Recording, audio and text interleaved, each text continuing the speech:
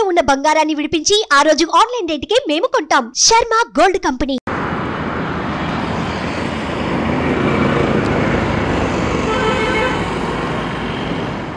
తెలంగాణ దాటి కర్ణాటకలో అడుగు పెట్టబోతున్నాము. ఇక్కడ నుంచి కర్ణాటక లిమిట్ స్టార్ట్స్. ఇక్కడ వెల్కమ్ బోర్డు చూస్తున్నాం మనం.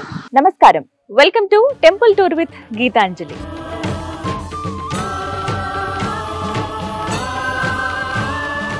ఇంతకీ ఏ ఆలయానికి వెళ్తున్నానో చెప్పలేదు కదా, చెప్తాను. ఇంకాసేపు సస్పెన్స్. ఇది చాలా ప్రత్యేకమైన ఆలయం. అది ఇక్కడి నుంచి ఆలయానికి వెళ్ళడానికి 30 నిమిషాలు పడుతుంది. అక్కడికి వెళ్ళగానే ఆలయం ఏదో రివీల్ చేస్తాను. వెళ్దామా మరి? పదండి.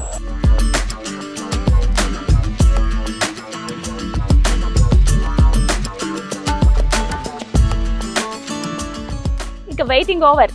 ఏ ఆలయ దర్శనం కోసం నేను వచ్చేసానో మీకు ఆల్మోస్ట్ అర్థమైపోయింది కదా. కర్ణాటక బీదర్లో ఉన్నటువంటి శ్రీ ఝరణి నరసింహస్వామి వారి దేవాలయం.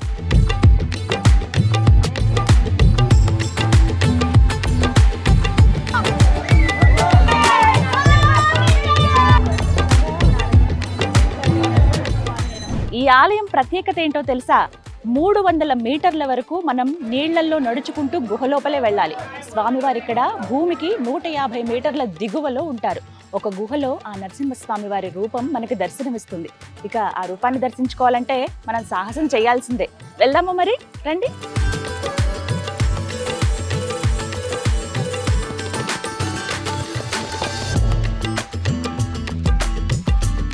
మనం మెయిన్ రోడ్ దగ్గర నుంచి మెట్లు దిగి ఆలయం దగ్గరికి వచ్చాం. ఇంకొక మార్గం కూడా ఉందని చెప్పాను కదా, అది ఇదే దారి.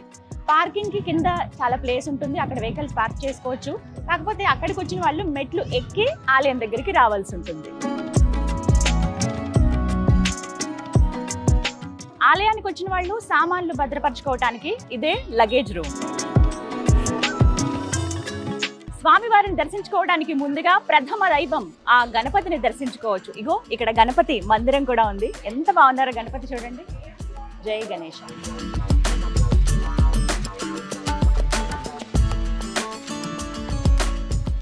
ఆ మహాగణపతిని దర్శించుకున్న తర్వాత స్వామివారి దర్శనానికై ఇలా గుహ లోపలికి వెళ్లాల్సి ఉంటుంది. ఇదే ఆ మార్గం.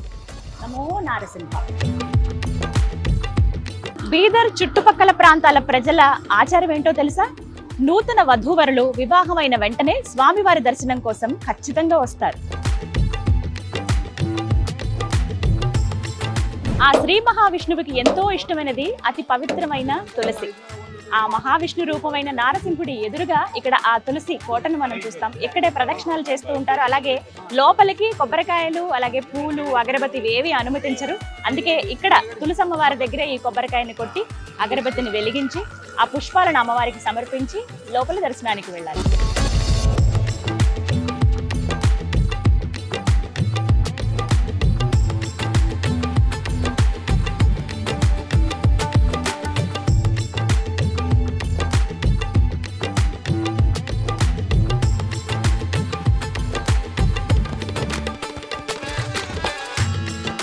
ఇదిగో ఈ కొండ గుహల్లోనే శ్రీ ఝరణి నరసింహస్వామి వారు వెలిసింది. ఇది మానవులు తొలచిన కొండ కాదండి, స్వయంగా ఆ స్వామి వారే వెలిసినటువంటి కొండ. ఈ స్థలానికి ఒక పురాణ గాథ కూడా ఉంది, అది కూడా వివరిస్తాం. ఇక్కడ స్వామివారిని దర్శించుకోవాలంటే నీళ్లలో తడుచుకుంటూ వెళ్లాల్సిందే. ఆ తడి వస్త్రాలతో మళ్ళీ వారు వచ్చిన ప్రాంతాలకు వెళ్ళలేరు కాబట్టి ఆలయ కమిటీ వారు ఇక్కడ చేంజింగ్ రూమ్స్ ని ఏర్పాటు చేశారు. ఆ నరసింహస్వామి దర్శనానికి వచ్చే భక్తులు ఇక్కడే స్నానాధికాలు ఆచరిస్తూ ఉంటారు. ఇలా నంది నోట్లోంచి వస్తున్న ఈ నీరు ఉంది చూసారా, ఈ నీరు స్వయంగా ఆ నరసింహస్వామి వారి పాదాల చెంత నుంచి వస్తున్నది.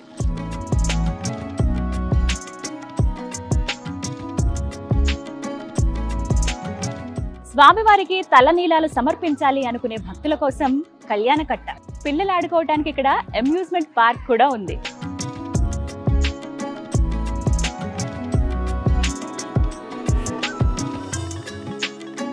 ఆలయం లోపలికి ప్రవేశించడానికి టికెట్ తీసుకోవాల్సి ఉంటుంది. ఇక్కడే టికెట్ కౌంటర్. అలాగే మరిన్ని వివరాలు ఏమైనా తెలుసుకోవాలి, ఆలయం గురించి ఏమైనా విశేషాలు తెలుసుకోవాలనుకుంటే ఆఫీస్ రూమ్ కూడా ఇక్కడ అందుబాటులో ఉంటుంది.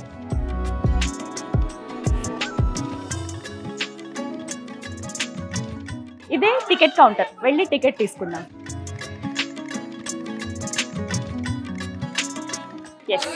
టికెట్ తీసుకున్నాము, లోపలికి వెళ్ళొచ్చు. ఇక్కడ ఆలయం వేళలు చాలా క్లియర్ గా రాసి ఉంచుతారండి, మనం చూడొచ్చు. సోమవారం అలాగే శనివారం మాత్రం ఉదయం 8 గంటల నుంచి పూర్తిగా ఆలయం తెరిచే ఉంటుంది సాయంత్రం వరకు. అయితే మంగళవారం నుంచి అలాగే శుక్రవారం వరకు అలాగే ఆదివారం నాడు ప్రత్యేక వేళల్లోనే ఆలయం తెరిచి ఉంటుంది. మధ్యాహ్నం వేళ 2 గంటల పాటు మూసివేస్తారన్నమాట. టికెట్ నా చేతిలో ఉంది, వెళ్ళి ఎప్పుడెప్పుడు ఆ స్వామిని చూద్దామా అని ఉంది. వెళ్ళిపోదామా మరి, రండి.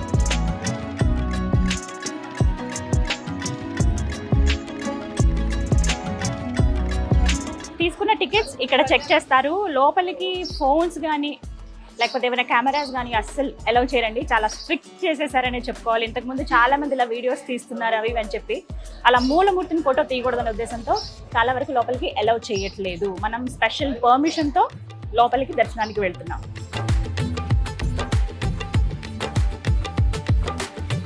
స్వామివారి దర్శనానికి వెళ్లే ముందుగా మనం ప్రథమ దైవం ఆ గణపతిని దర్శించుకోవాలి. ఇగో ఇక్కడ కనపడుతున్నారు చూడండి, ఎంత ముద్దుగా కూర్చుని ఉన్నారో. వచ్చిన భక్తులందరికీ ఆశీర్వాదాలు అందించేందుకు. జై గణేష్.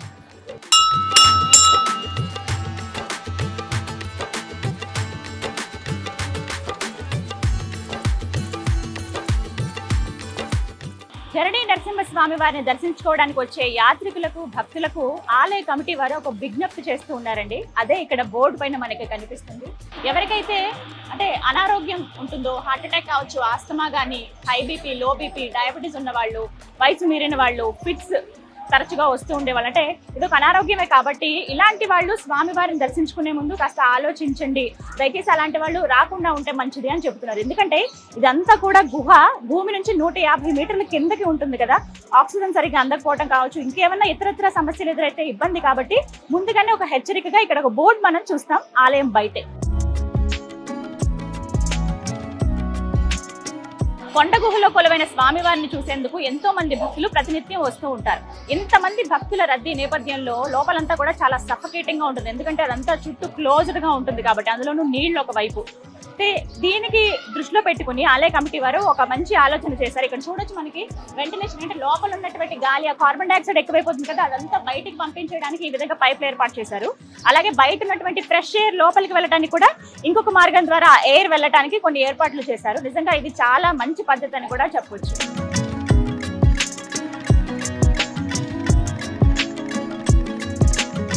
ఇదే ఆలయంలోకి ప్రవేశించడానికి ప్రధాన ద్వారం. స్వామివారికి మనస్ఫూర్తిగా దండం పెట్టుకుని లోపలికి వెళ్దామా? నమో నారసింహ.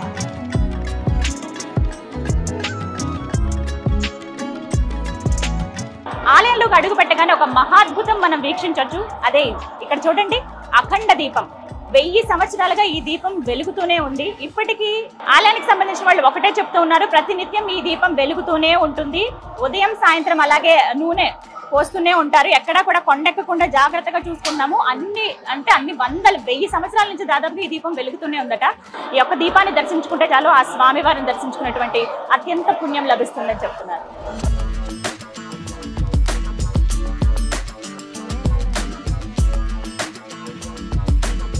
ఇక్కడ లోపలికి వెళ్లే కన్నా ముందే ఇక్కడ మనకి లక్ష్మీ నారసింహుడు ప్రహ్లాదుడితో సహా ఇక్కడ దర్శనమిస్తారు. సాలిగ్రామ మూర్తి ఇక్కడ మనం ముందుగానే దర్శించుకోవచ్చు. నమో లక్ష్మీ నారసింహ.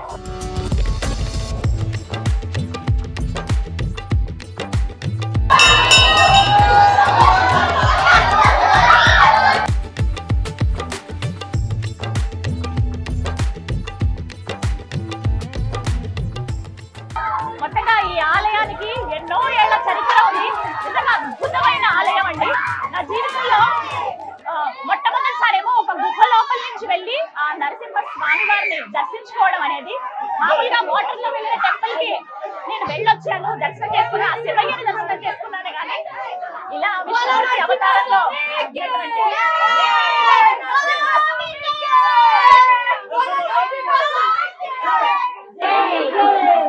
ఎంత ఆనందమో చూడండి. మామూలుగా ఎక్కడికైనా పిక్నిక్కి వెళ్ళినప్పుడు, ఎక్కడికైనా సరదాగా కుటుంబంతో వెళ్ళినప్పుడు బాగా ఎంజాయ్ చేస్తూ ఉంటారు. కానీ ఇక్కడైతే ఆ దైవ దర్శనానికి వచ్చి ఎంత అద్భుతంగా స్వామిలో లీనమై జై నారసింహ, జై జై నారసింహ అనుకుంటూ స్వామిని దర్శించుకోవడానికి వెళ్తూ ఉన్నారు. చిన్న చిన్న పిల్లలు, పెద్దవాళ్ళు, చాలా మంది, ఎంతో మంది భక్తులు వస్తూ ఉన్నారు. ఇక్కడి వరకు వాటర్ వచ్చినా వెళ్తూ ఉన్నారు. ఎంత చక్కగా మొత్తం పెళ్లి కూతురు పెళ్లి కొడుకు ఎత్తుకుని వెళ్తున్నాడు.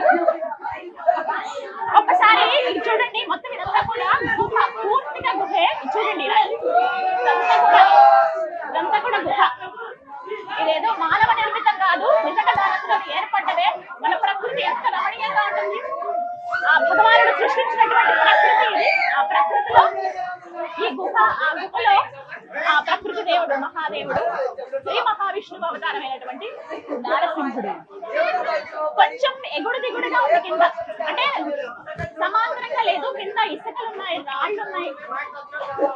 అంటే పూర్తిగా ఇది సహజంగా ఏర్పడింది కదా, అందుకని మనకి తెలుస్తుంది కిందంతా చెరువులు నడిచినప్పుడు ఎలా అయితే అలా కింద రాళ్ళు రెప్పలు అవన్నీ తగులుతున్నాయి కాళ్ళకి. కానీ అదేమి మనకి హాని చేయవు, నొప్పనిపించవు. ఎందుకంటే ఆ నామం అంటే ఆ హరిని స్మరించుకుంటూ నరసింహుడిని స్మరించుకుంటూ గోవింద ఎవరైనా ఆయనగా. ఇక్కడ వరకు ఒక మార్గం అండి, ఇక్కడి నుంచి చూడొచ్చు. 100 మీటర్లు మనం ముందుకు వచ్చాం గుహలో. ఇక్కడి నుంచి ఇంకా మనం 200 మీటర్లు వెళ్లాల్సి ఉంటుంది. ఇక్కడ భక్తుల సౌకర్యార్థం ఈ విధంగా లైట్స్ మనం చూడొచ్చు. లైట్స్ అరేంజ్ చేశారు, ఎందుకంటే గుహ కదా చీకటిగా ఉంటుంది. అలాగే పట్టుకునేందుకు వీలుగా ఈ విధంగా పోల్స్ ఏర్పాటు చేశారు. ఇలా పట్టుకుంటే జాగ్రత్తగా వెళ్ళొచ్చు.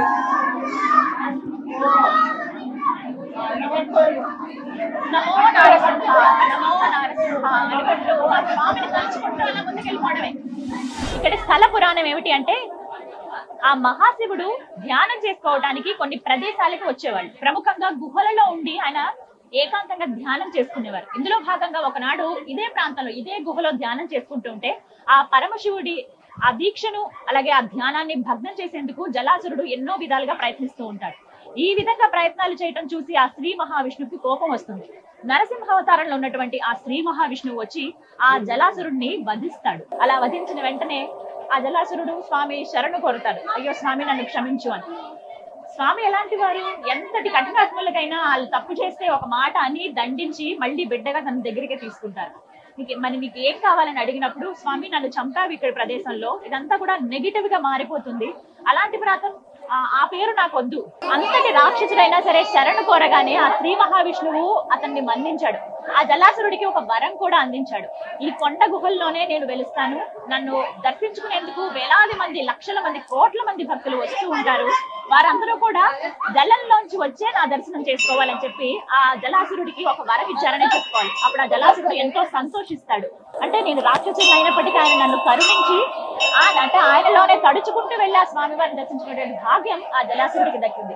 అంతటి కఠినాత్ముడికి కూడా ఆయన ఒక వరం ఇచ్చి ఈ విధంగా చూశాడంటే మనల్ని ఇంకెంత ప్రేమగా చూస్తారు కదా ఆ నరసింహుడు. అలా భక్తులకు దర్శనమిచ్చేందుకు ఈ కొండ గుహల్లో ఆ శివయ్య దీక్షను అలాగే చేయించేందుకు, ఆ ధ్యానాన్ని అలాగే కంటిన్యూ చేయించేందుకు స్వామివారు ఇక్కడ వెళ్తారనమాట. అప్పటి నుంచి కూడా భక్తులు స్వామివారిని దర్శించుకుంటాడు. అందుకనే లోపల మనం ఒక శివయ్యను కూడా దర్శించుకుంటాం. ఆ శివయ్య ఆ యోగ ముద్రలో, ఆ ధ్యాన ముద్రలోనే ఉంటారు. నమో నారసింహ నమో నారసింహ అనుకుంటూ అడుగులు ముందుకు వేస్తుంటే అంత దూరం వచ్చావా అని అస్సలు తెలియలేదు. ఒక 20 అడుగుల్లో స్వామి దగ్గరికి మనం చేరుకోబోతున్నాం, ఆ దివ్య రూపాన్ని చూడబోతున్నాం. దానికి విధంగా మెట్లుంటాయి, ఇక్కడ నెమ్మదిగా ఎక్కాలి. చాలా అంటే రాళ్లలాగానే ఉంటాయి మెట్లు.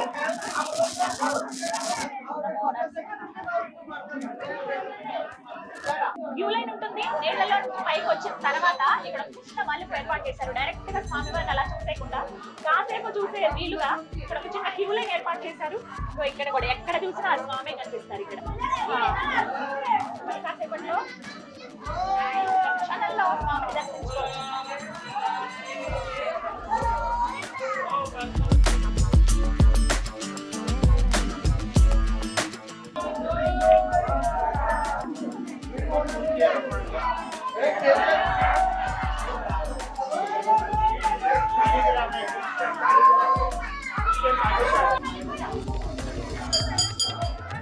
అదిగో మూర్తి ఎంత సంతోషంగా ఉందో తెలుసా. శాలిగ్రామ రూపంలో ఉన్న మూర్తిని దర్శించవచ్చు. కొంచెం పైగా స్వామివారి ముఖం మనకి కనిపిస్తుంది. కిందిగా పాదాలను దర్శించుకోవచ్చు. నమో నారసింహ ధరణి నరసింహ స్వామి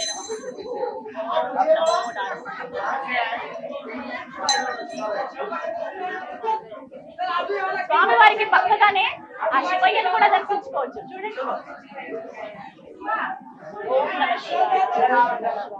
శివకేశవులు ఇద్దరికి కూడా భేదం లేదు అని చెప్పేందుకు ఇది మరొక నిదర్శనంగా చెప్పొచ్చండి. ఇక్కడ స్వామివారు ఒక పక్కగా ఉంటే మరోవైపు ఆ శివయ్య దర్శనం ఇస్తూ ఉన్నారు. ఇద్దరిని ఒకేసారి దర్శించుకునేటువంటి మహద్భాగ్యం ఈ గుహలో. ఓం నమః శివాయ. ఓం నమః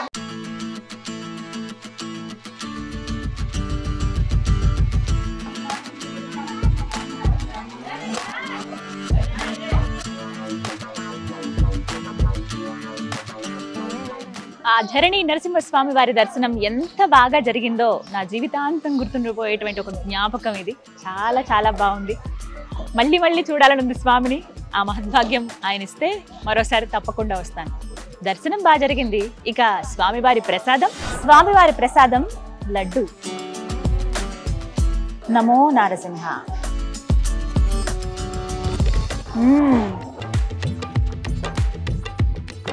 చాలా రుచిగా ఉంది. ధరణి నృసింహస్వామి వారి దేవాలయం దగ్గర ఇదే ఆవరణలో మనం ఎన్నో ఉపాలయాలను కూడా దర్శించుకోవచ్చు. అందులో భాగంగా హనుమాన్ దేవాలయం. జై భజరంగబలి, జై హనుమాన్.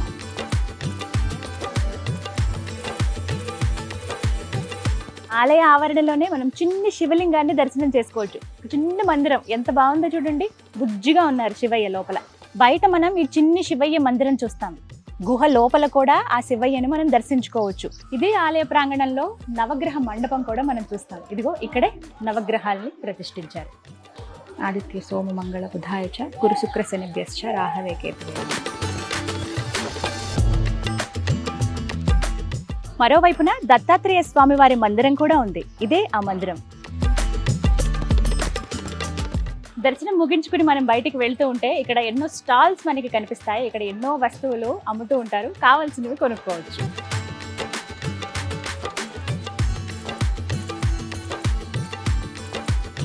చూసారుగా బీదర్లో ఉన్నటువంటి శ్రీ ధరణి నరసింహస్వామి వారి దేవాలయాన్ని. ఎంతో సుందరమైన దేవాలయం. మీ అందరికీ కూడా ఆ స్వామివారి దర్శన భాగ్యం కలగాలని కోరుకుంటూ మరో దివ్య ఆలయ సందర్శనంతో టెంపుల్ టూర్ విత్ గీతాంజలిలో మళ్ళీ కలుద్దాం. అంతవరకు సెలవు. నమో నారసింహ.